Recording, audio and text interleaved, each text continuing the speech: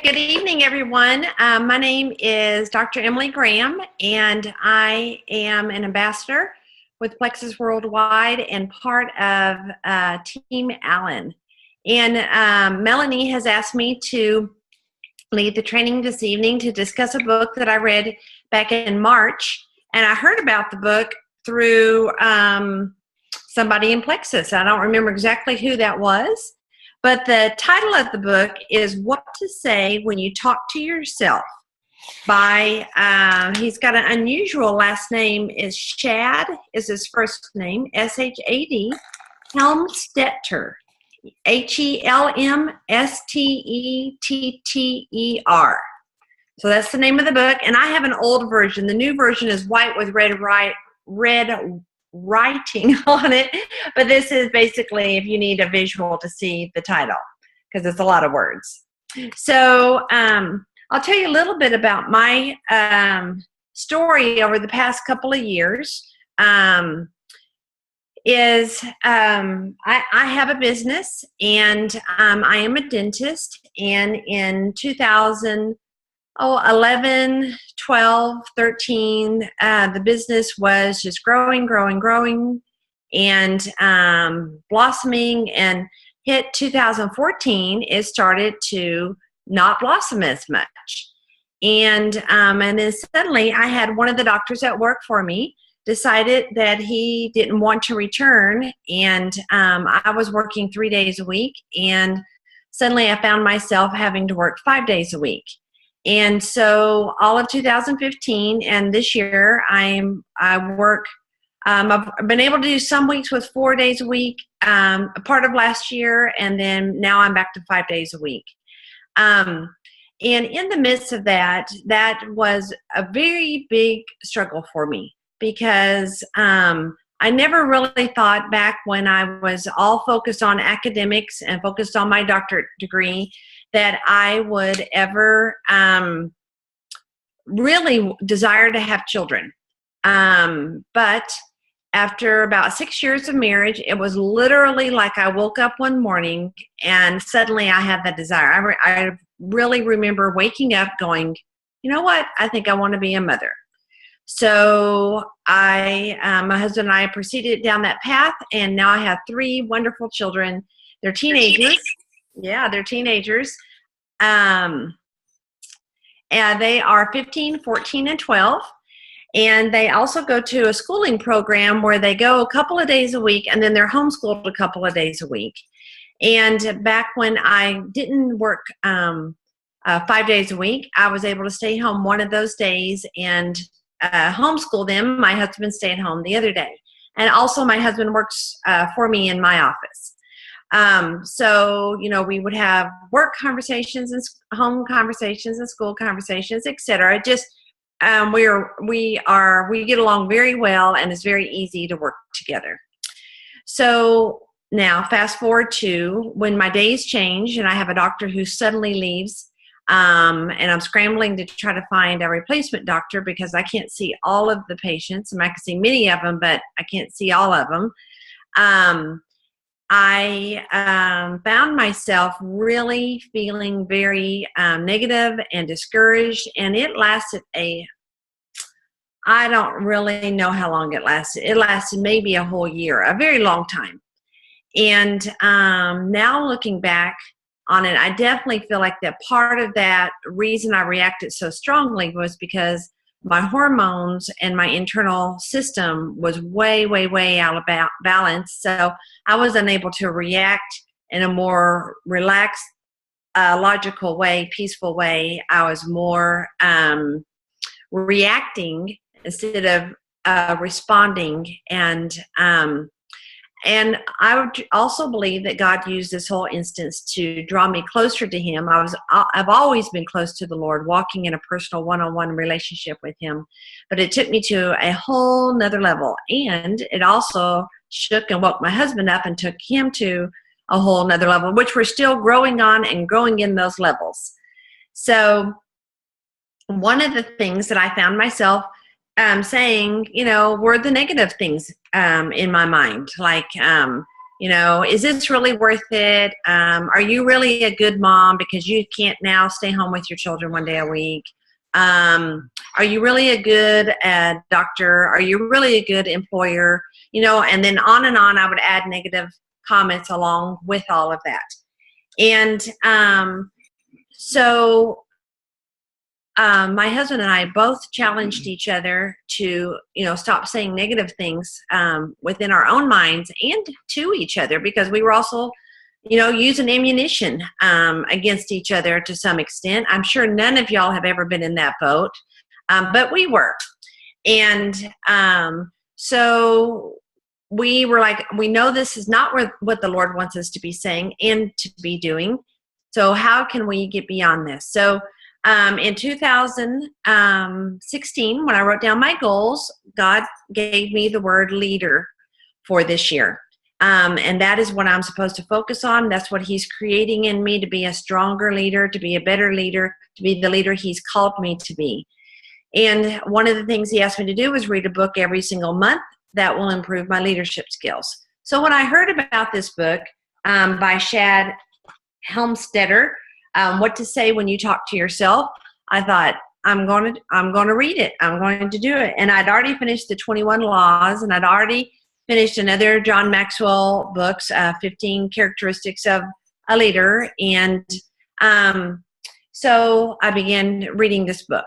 So it has definitely changed a lot of things that I say to myself. So let's dive in. I'm telling you all that background to know, I don't know where you are in your life, where you are in your circumstances, and you may be in the highest and best place you've ever been in your entire life. And that's what I pray for each one of y'all and each one of our teams as well.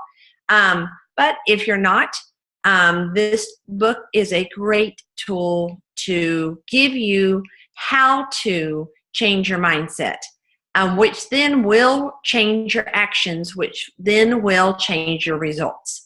And even if you're at the highest, best place you've ever been in, you can always become even to a higher and better place. Again, this will give you the tools to change that mindset, which will change the actions, which will change the outcome.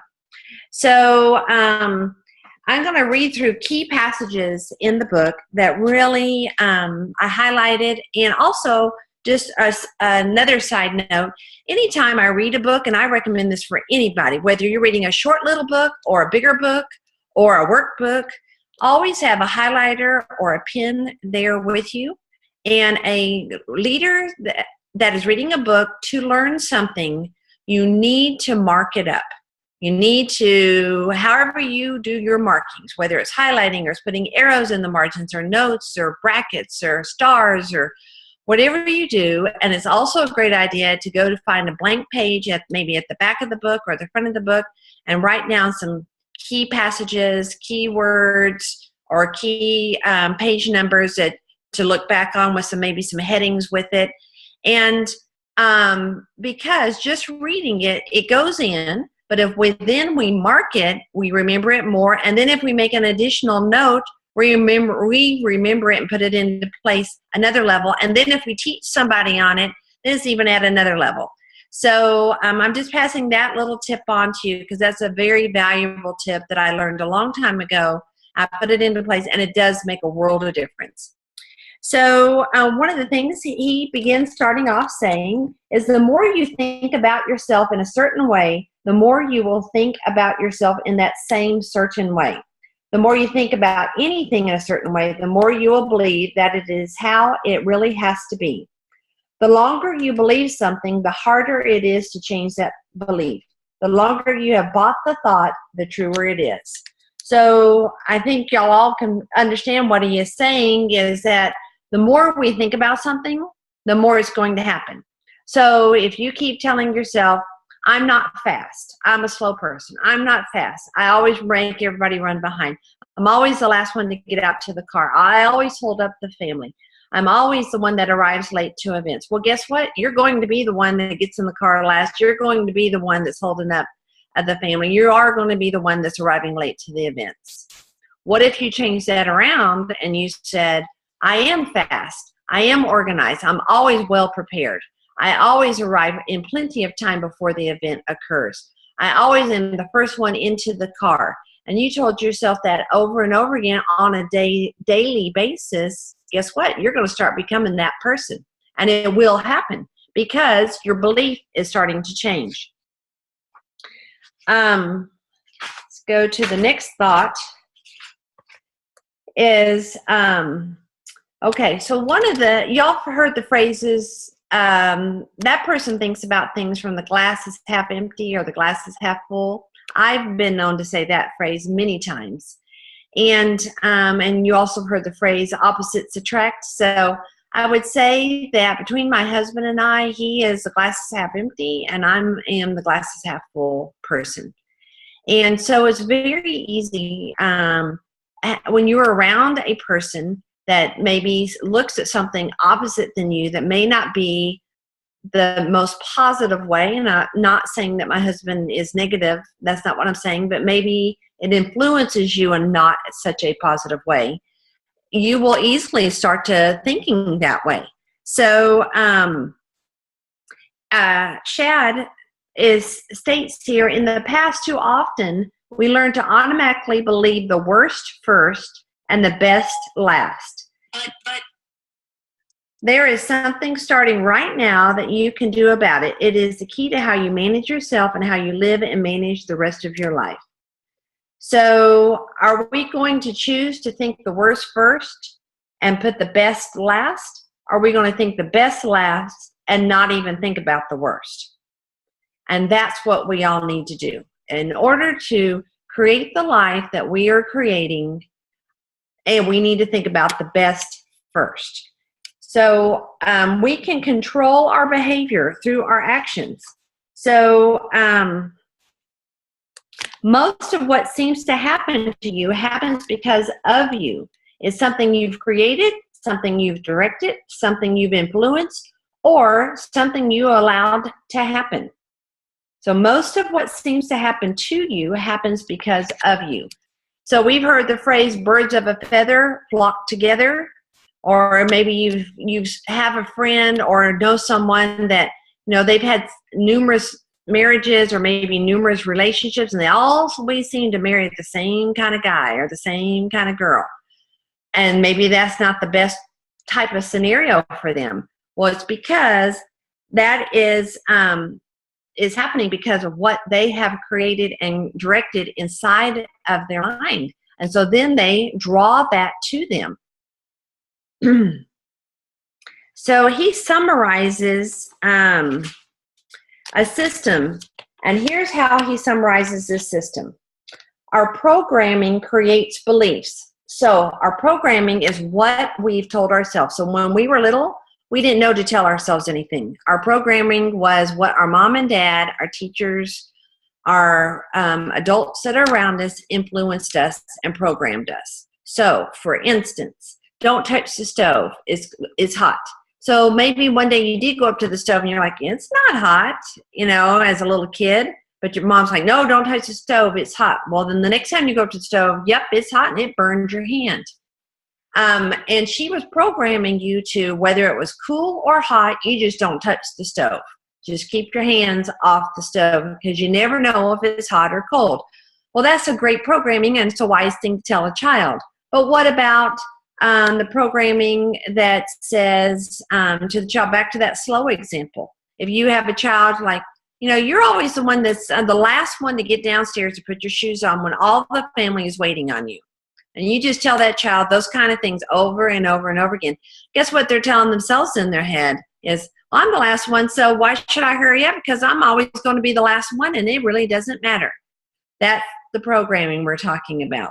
So those programming creates a belief. So let's take that same example. So now the child is a teenager, and that child believes they're the slowest one. And whenever they get into a bind, that time and their speed affects the situation, they're going to tell themselves again, I'm the slowest one. So I believe it. I know it. I'm going to hold the team up because I'm the slowest one. Well, then that beliefs become attitudes. So they're believing that. And then they're like, oh, poor me. I'm not so good. I'm not as good as my friend Sally because I'm the slowest one. Well, then their attitudes, a result creates in feelings. So then there's sadness, and then there's upsetness, and then those feelings determine your actions, and your actions then determine your results. So again, let me just repeat all these. Programming creates your beliefs create your attitudes create your feelings create your actions, and your actions create results. So be very aware of what you're telling yourself or telling somebody else that you have high influence over. So what Shad proceeds to talk about is a phrase he calls self-talk. You may have heard that phrase in other settings before too. But self-talk is a way to override your past negative programming by erasing or replacing it with conscious, positive, new directions. Self-talk is a practical way to live our lives by active intent rather than by passive acceptance. So passive acceptance would be something that somebody else has told you. So the people who used to believe that the earth is flat and when you ride out in the ocean on the boat, you will eventually fall off the earth. Okay, that's passive acceptance. But the initial explorers who did not accept that, they were like, I don't know about that. I'm going to give it a shot. So if I fall off the end of the earth, it's my life, and I fell off the end of the earth. But I'm going to test this theory out because nobody really ever has. I'm going to go ahead and check. And they checked. And well, sure enough, we found out that that's not the truth. I mean, that's a very big example, but you can break that down into something in your life. So an example in my own personal life was why can't the doctors who work for me just get in there, do their job, love up on the patients, accept what is going on in the office in terms of training and responsibility, and do their job. So that's a good thing. But instead, I turned it around going, well, something must be wrong with my leadership, and I mustn't be a poor leader because nobody wants to stay here in my office, and they can't even do me the courtesy of giving me enough time to let me know they're going to no longer be there. So those were the things I was telling myself. Well, I turned it around over time. As I told you, it took me quite some time, but I turned it around over time saying, no, I'm the best leader out there. And I attract people who want to have work in an office that's the best office and provides the very best services possible to all of our patients, no matter what and under no matter what circumstance. And guess what? I've drawn those people to me.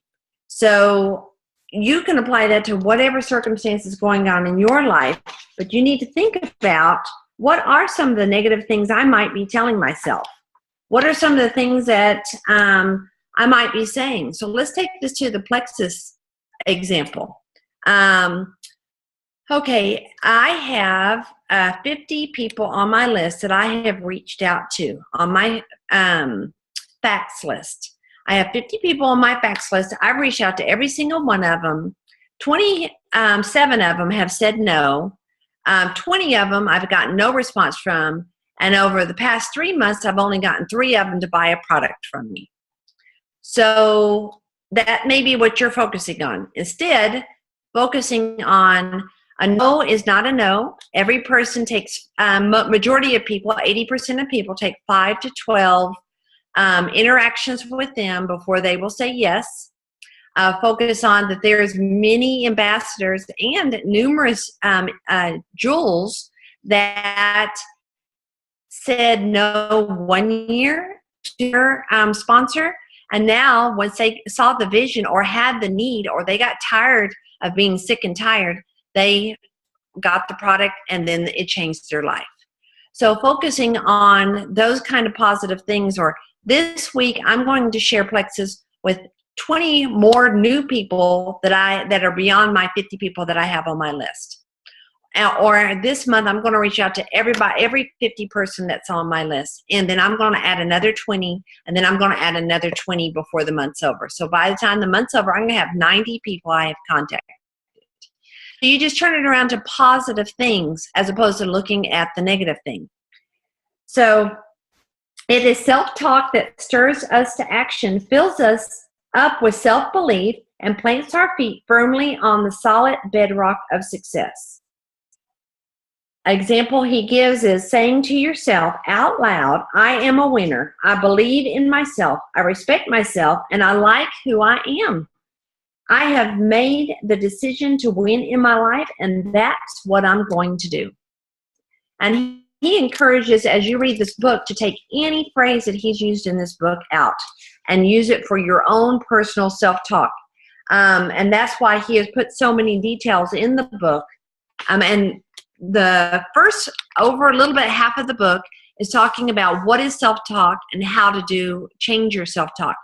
The latter part of the book is all these phrases you can use for any area of your life, and which we will get into some of those here in just a little bit. If you tell yourself that from today forward you will never again think negatively without at the same time giving yourself a specific new word-for-word vocabulary of the right things to say, you will soon slip back into the comfortable old habit of thinking negatively. So I know y'all just heard everything that I said, but let me just put it into more practical words. So first step is to identify what are you saying to yourself negatively. You may have to think back into an event, maybe just occurred today or occurred over the weekend or this past week, where you reacted and you're afterwards going, I shouldn't have reacted that way. Or why did I fly off the handle when really that person really did not do anything that was that big of a deal? Or why am I always impatient all the time? Think about some actions or feelings that you have that are maybe not so uplifting or positive, and think about what are you telling yourself at that moment. So number one step is to identify those things. And then the number two step is I would recommend you write them down. Write those negative things down so you can make sure you've got them like in a box. You've got them on a piece of paper so you can identify, you have identified them. And you may not be able to identify all of them, but just start with like 3, 4, 5. If you have 10, just start with the ones that you have. Maybe it is, my husband, all he ever does is sit there and watch sports. He never talks to me. He doesn't ever want to go anywhere with me. That's all he wants to do. So maybe that would be a negative self-talk. So put it down on a piece of paper. Number 2 is then you make the decision, I'm not going to talk like this anymore. So you can tear that piece of paper up. You can burn it in a fire pit. You can flush it down the toilet in 1,000 pieces. You want to get rid of that. So do something symbolic that you can show yourself that you got rid of it. Hold on a second. Excuse me. And then you now need to replace that negative things with positive things. So once you have written them down, you know what those scenarios were that caused you to respond or react the way that you reacted. So if it was something like it's always, I feel impatient whenever this happens. So think about that scenario. So now you want to think about an opposite. So let's go back to the scenario of maybe my husband watches sports all the time. He doesn't want to talk with me, and he doesn't want to ever go anywhere with me. So say that's something like that you put down on your piece of paper. So now let's go to that. What would be the opposite of that? Is my husband loves sports, and I really appreciate that he has a hobby watching sports. Second is the other thing you said, he doesn't ever want to talk to me. Every day, my husband and I spend 20 minutes talking about the events of the day. And then he doesn't ever want to go anywhere with me. Maybe, I don't know if you're retired, you may say every day, my husband and I run at least one errand or have one outing together where we laugh and we share about our hearts. Or maybe it's on the weekends that you find that he doesn't want to go anywhere with you. Every weekend, we are going to go out on a date. And as you tell yourself these things, you will find that scenarios will start to open up. So say you're thinking, when you write down, every weekend we're going to go out on a date, but you're thinking, I have no idea how that's going to happen. I have children at home. I don't see that we can afford it. I just don't know how it's going to happen. Well, you know it's going to happen when you start telling yourself. Suddenly, you will find your mother-in-law just says, hey, can I take the kids for a couple of hours today? Or maybe you'll find that at your church, they start up this babysitting thing that every other Friday night for about 3 hours, you can drop your kids off. And you've never heard about it before, but maybe it's been at your church this whole time. And suddenly you're like, date opportunity. Or maybe you say, well, financially, that's just not where we are to be able to go plunk down $30 for dinner. You will find that suddenly people are, hey, you know what? I just thought of you, and you get the Starbucks gift card in the mail. The date doesn't have to be a $30 date. The date is that you've got one-on-one time together. Maybe it's buying, I don't know, a Subway sandwich for, $5.50 or $6, a foot long one. You cut it in half, and y'all just go sit out in the car at a park or sit at a picnic table, and maybe that's your date. Everybody pretty much can afford a 12-inch sandwich from Subway. So you will begin to start thinking, and you will attract to yourself things you can do to make that date to start to happen. So that is just one example. We can think of all kinds of examples in our lives. But we want to be able to tell ourselves, replace those negative thoughts with positive thoughts so we can move forward. And if you don't replace them, you know what's going to happen? I bet y'all can fill that blank in. Those negative thoughts that you flushed down the toilet will suddenly come back. And they'll be back full force when they do come back. He encourages us to not only do this with ourselves. Oh, I like that cat walking across your table. Not only to do this for ourselves, but if we're responsible for any other people, we need to also be thinking about this and that. So in other words, we need to be thinking about how our talk influences other people's talk and how we're going to be as either their manager or as their parent. So he gives a couple of bits of information. If you are responsible in any way for training, development, motivation, inspiration, or direction of other people, regardless of your field, remember that the person you are talking to want to believe in the best you are giving them. But always remember that their progress toward accepting, believing in, and acting upon it is first and always filtered through their own previous conditioning and programming. So people want to improve and change for the better. Help them with positive self-talk. See themselves in a different way, and they will. So how I understand this, he's explaining, is that as we manage other people, help train and develop other people, now whether that be little people like kids or peers or people that are subordinate underneath us, maybe a managerial type of a position, we have influence over them. And what are we telling them? Are we telling them positive things? Hey, Joe, you can do it. Joe, way to go. You are one of the best teachers on our team. So telling them positive self-talk, but also he's warning, saying, remember that they're seeing this through their self-talk that they tell themselves. So if Joe has already told himself, hey, I'm not really that good a teacher. I really don't like this job. I don't really want to be here. You continue telling him positive, but you may see him doing the opposite. But they want to believe you're positive, so don't give up on telling positive. I've given a scenario of telling your children positive things. So a small example I used to do when my children were very small is, if you remember, kids they will get out everything in the room and get scattered all over the room. And then you're looking at it going, oh, go pick up your room. Well, you're telling this little 3-year-old, 5-year-old, go pick up your room. Well, they're looking at this room. They see all these toys all over the place. It becomes, even to them, very overwhelming. But you know what way to approach that? Instead of going, hey, I told you, go pick up your room, go do your room. I've told you 3 times, get in there, pick up your room. You know, this little 5-year-old's just looking at it going, I picked up 3 things. I don't know what else to do, but the room still looks like it hasn't even been picked up. Well, what I used to do is I would get in the room with them.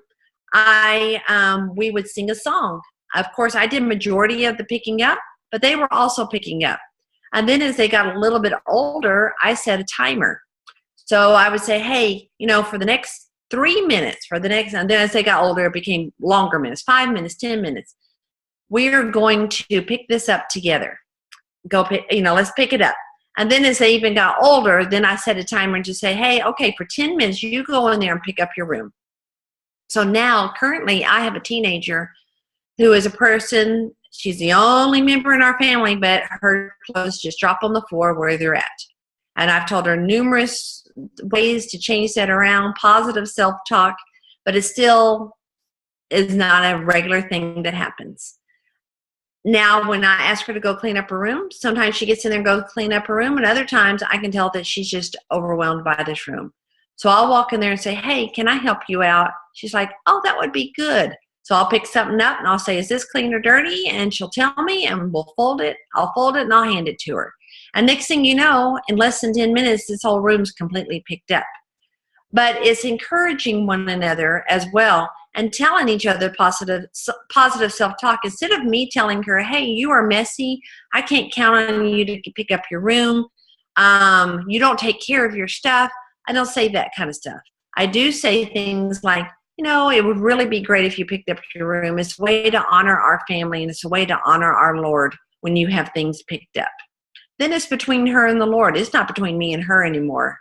I do require her to pick her room up, but I'm not going to lose sleep over it, and I'm not going to plant negative things in her head about it either.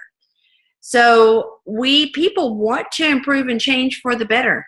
Help them with positive self-talk. See themselves in a different way, and they will. So one of the things he stresses is that we are our thoughts. Remember earlier we were talking about programming becomes our beliefs. Well, that's our thoughts. So we are our thoughts. Don't ever let anyone else have dominion over them. So back to my teenagers, but I believe this goes for every single one of us. In scripture, it says that we need to guard our hearts and our minds. And I truly believe that. So this phrase goes along that same thought. Is as Shad says, don't ever let anyone else have dominion over our thoughts. How do we let somebody have dominion over our thoughts? One is we could be hanging around people, friends, family members that are negative, and maybe they're putting us down all the time. Or maybe they're just always like, oh, can you believe it? I got a flat tire. Instead of like, hey, I got a flat tire. Yeah, it was tough, but you know what? I had the best help. This man pulled over on the side of the road and helped me. That's a positive way. Oh, I got a flat tire. Here's a negative way. Oh, I got a flat tire. Things always happen to me. And you know what? I took my car into the shop, and next thing I knew, $1,200 later, I had all this repair I had to do. And every time you get around this person, it's just like, oh, woe me, whoa, whoa, whoa. Okay, well, and the more we hang around somebody who is talking negative, guess what? Our thoughts are going to start leaning toward the negative side. Now, I'm not saying terminate any friendships, but maybe you need to be cautious of how frequently you're listening to that person's woe is me. Another area that I find myself have to be very careful in is the music I listen to and the movies that I watch. Even though those are considered entertainment, but if we're feeding our minds with things that are not positive or uplifting, or things that may get us focusing on the negative, that is dominion over our thoughts. So we need to be cautious of things that we look at or read on the computer. If we're always looking at the world is coming to an end type of news reports, guess what we're going to be thinking? The world's coming to an end. Well, yes, one day it is going to come to an end, and that day could be tonight. We don't know that answer, but let's focus on the here and now, and how can you inspire somebody today? How can you make somebody feel better about themselves? How can you make today be even better than yesterday? How can you leave your mark on society or on your home or on your child's life or on your husband's life today? So talking to yourself about the positive things instead of the negative things. When we improve ourselves, when we improve who we are, we will improve our life. The more successful you become on the inside, the more successes you will automatically create on the outside. I don't know if any of y'all have ever seen the video. I think you can YouTube this, called The Secret. Or there's also a book called The Secret. It's a real short, little bitty book, real short, easy read. And I don't remember who the author is. I believe it's a female. But basically, it is talking about along these same kind of lines. But whatever you think is what attracts to you, is what The Secret is about. So if you think and you write down at the beginning of the month, I'm going to recruit 3 ambassadors onto my Plexus team this month, personally recruit them. You write that down. You see it every morning. You see it every night, and maybe you see it middle of the day. You say it out loud. Guess what will happen? You're going to recruit 3 ambassadors this month. It's going to happen. It's the law of attraction. But if you look at it and go at the beginning of the month, I want to get 3 ambassadors, but you don't write it down, you don't read it, you just think, oh, I need to get 3 ambassadors. So week number 2 of the month hits. I still don't have any ambassadors. I need to get 3 ambassadors. Week number 4 hits, and you're like, I still don't have any ambassadors. I don't know if I'm going to get them this month. Okay, I'll just focus on it for the next month. That did not do you any good. Yes, you started off correct, having a great goal, but you never wrote the goal down, and you never reread the goal multiple times a day. So it's unable to attract to you. And that's what Shad is saying. And The Secret, what I just briefly mentioned a minute ago, is also saying the same kind of thing. So a very simple thing is, example could be, you're driving in the parking lot of the grocery store, and you tell yourself, you know what, I'm always the one who parks way down at the back of the road. Every time I get to the grocery store, the spots are all filled up. Well, guess what's going to be? You're always going to be the one parking way down at the end of the row, and the spots will always be filled up. But if you tell yourself, you know what, every time I get to the grocery store, I have a front row parking spot. I'm in one of the first 3 slots, or I'm in one of the first front section of the parking. You know what will happen? It will happen almost every time, maybe not even every time. That when you get there, you might drive down the road first. You're like, I don't see anything. Well, the next thing you see is you see some brake lights come on, and there you go. Here's your parking spot. It will happen. Whatever you think will be attracted to you. So back to what he says, improve who you are, you will improve your life. The more successful you become on the inside, the more successes you will automatically create on the outside. So the more you grow yourself, the more you'll be able to have growth on the outside. So how you grow yourself is tell yourself better things. How you grow yourself is watching positive movies, hanging around with positive people, reading positive books. Continually learning is how we also grow ourselves. Leaders do not stop learning. Many people think that once school is done, I've got that diploma, whatever level of diploma that was, I'm done learning. That is not. You will become stale, and you will never go anywhere in life. You have to continually learn, continually grow. You will continually improve. But what are some of the ways we can do this? Now, I've already told you about writing some things down. Anything you say out loud to yourself or to someone else about yourself or about anything else is part of your self-talk. What you say when you're speaking makes up an important part of the pictures and directions you are feeding to your subconscious mind. So he is saying that you need to be telling yourself these things out loud as well. So remember, we talked about, first of all, identifying the negative things or the things that make you react in a negative way. And then identifying those situations, then destroying that, and then going back to those situations and tell yourself, how could you have responded better the next time?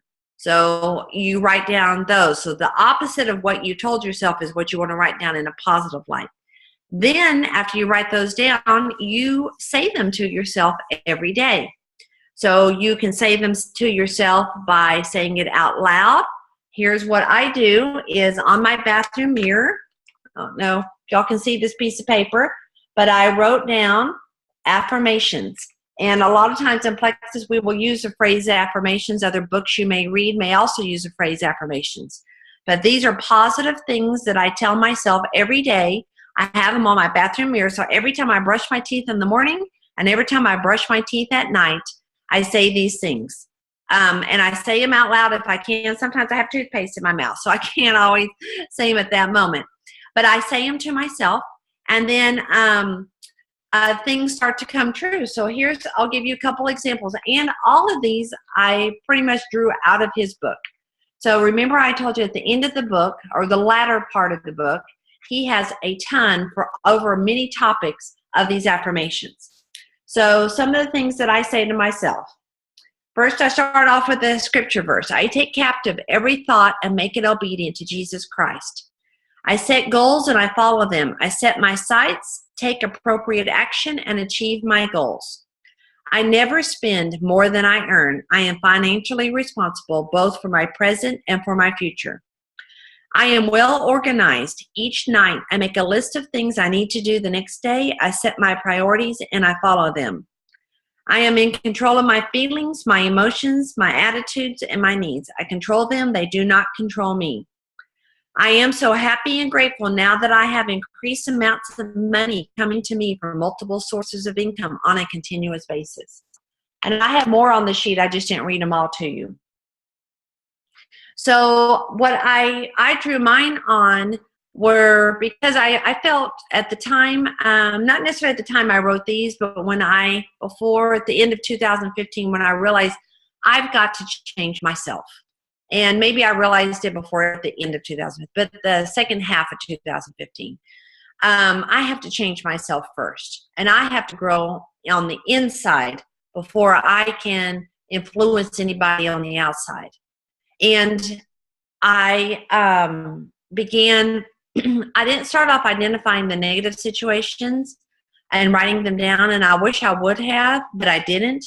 Instead, I just jumped right into the positive affirmations. And I have found myself replacing those negative situations with positive things. So saying it to yourself, he also gives he says, the easiest way to determine which of the people around you are the real winners at life and which are not is to listen to their self-speak. What they say when they talk about anything, winners use self-speak to build an attitude that produces winning results. So we were talking a little bit ago about removing things from around you that are not influencing you in a positive way. He gives a tool here for identifying, are you hanging around a winner? Now, if you're married to somebody that you would not classify as a winner, I'm not saying don't be married to them anymore. That's not what I'm saying. What I am saying, though, is you need to change your self-talk about that person. But majority of our relationships, we can distance ourselves from that person, or we can completely remove ourselves from that person. And we want to be able to identify if their self-talk is in a positive way. So listen to other people and hear what they have to say, and how they have to say it's how you are able to identify it. Positive self-speak becomes as much an automatic habit as walking, moving, eating, or sleeping. And when positive self-speak becomes a habit, so do the successes which the self-speak creates. Self-conversation is a technique of actually talking to yourself out loud and holding down both ends of the conversation all by myself. Self-conversation is one of the most effective forms of self-talk because it engages more of the senses and puts more of you to work programming yourself in the new way. So one example he gives is called self-speak. And here's a more specific example of how to do self-speak. So this is a little different than what I was saying I do. It's basically having a whole conversation with yourself. So he gives an example, and he refers to it as shower talk, and it works like this. Tomorrow morning when you step into the shower, say, "Good morning" to yourself. Say it out loud and say it with a smile in your voice. Greet the day with your chin up, your attitude high, and tell yourself just how great the day ahead is going to be. You look great today. You feel good, you're in good shape, and you're ready to tackle anything. And then you respond. Give yourself an answer back. I feel terrific today especially. I feel good. I like who I am, and I'm glad to be alive and going for it. So that would be a self-conversation is what he's saying. So you say one end of the conversation is positive, and you reply to yourself on the other end of the conversation is positive. So writing them down, reading them, saying out loud, self-speak to yourself, all of those are tools that he gives to talk to yourself and get these things down inside of you. So by writing out your self-talk, you increase your awareness of your objectives. It gets you more interested, and interest creates energy. The more energy you put into something, the better chance it'll work for you. So we all know that the more we learn about Plexus and the more we learn about the products, the more we learn about the compensation plan, the more interesting it gets to us. The more we're willing to share it with other people, and the more it just rolls off of us in confidence.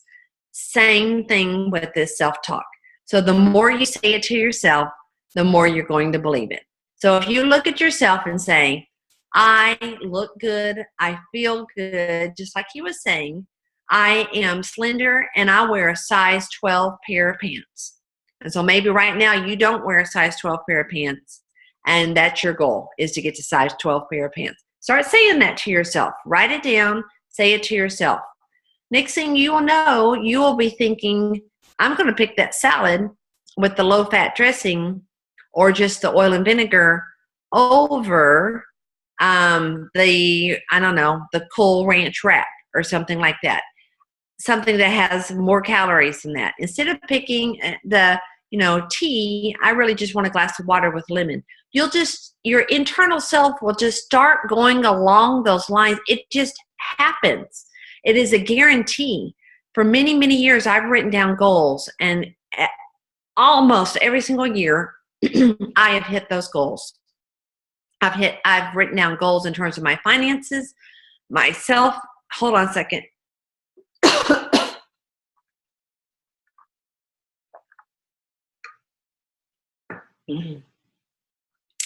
Physical goals, my relationship goals, and they happen.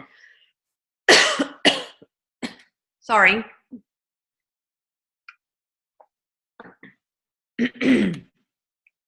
It's like a law of nature, but basically it is what you believe and what you say to yourself is what is attracted to yourself. And that is just how it becomes. But if we're telling ourselves negatives or not filling our negative former self up with the positives, all the negatives going to take over. He has a great comment about putting self-talk into practice. There are two parts to good management. Effective management always begins with successful self-management. So in order to lead our teams, we have to be a good self-manager first. True leaders have their own selves firmly in control. They are in command of their actions, their feelings, their attitudes, and their perspectives. The second essential ingredient of being a good manager is knowing how to develop in management the qualities and skills of others. But it all starts with ourselves. So if we are in control of ourselves with our attitudes, our perspectives, our actions, and our feelings, then we will be able to lead that same way with our teams. We will be able to lead that same way with our family members. We will be able to lead that same way with anybody we have influence with in our lives. If you want to earn more than you have, to start by seeing yourself as worthy, deserving, capable, and willing, and by redirecting yourself to do so. When you start to create a new picture of yourself being worth more, your subconscious mind will help you find a way to go about earning it. If you are serious about wanting to increase your income, begin by giving yourself 3 weeks of self-talk for self-worth and financial worth. Then set your goals and write your plan. When you determine who you really are inside and what you really are capable of accomplishing, It's much easier to see what to do next. Start with your programming, the rest will follow. So he uses finances here as an example because that's a lot of times that's where people really want to grow and have a bigger impact on their life is in their finances. So he is saying for 3 weeks you need to be telling yourself positive things and positive affirmations.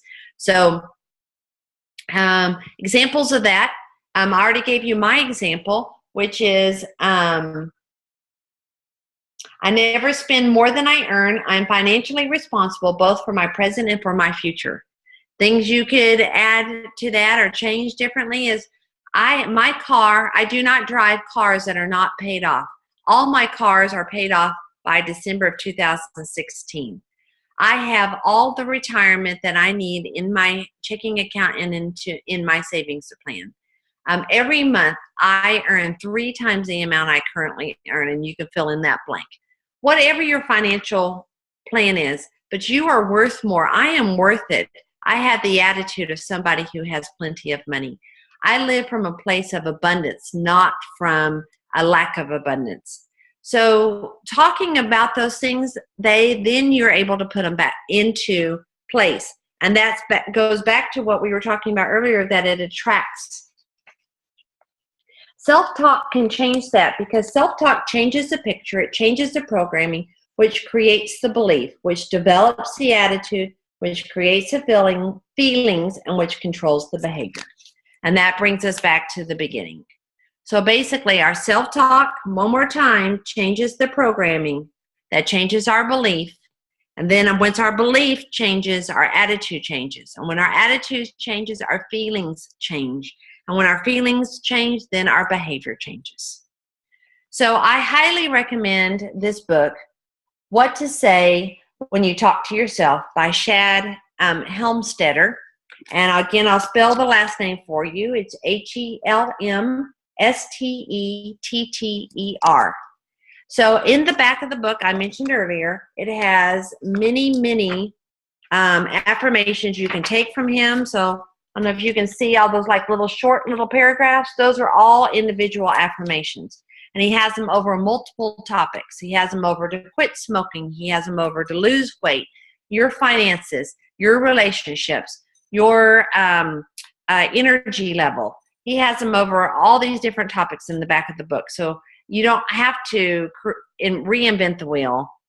And also there's a number of YouTube videos from Plexus leaders. Melissa Eichenhorst has one. I think Melanie Allen maybe has had it on her page as well about what she said to herself when she was first beginning in the Plexus, that her team was the fastest growing team in Plexus, and just all these affirmations that she had and began saying to herself to grow her business. And it really did come true, as we all well know. Thank you, everyone, for being on tonight. I'm going to let Melanie take over from this point. I've really enjoyed it, and I would be more than happy to answer any questions, but I know we are running into an hour at this point. That's okay. Thank you, Dr. Graham. It was amazing. It was so good. I'm going to go ahead and turn off recording, and then we'll see if anybody has any quick questions.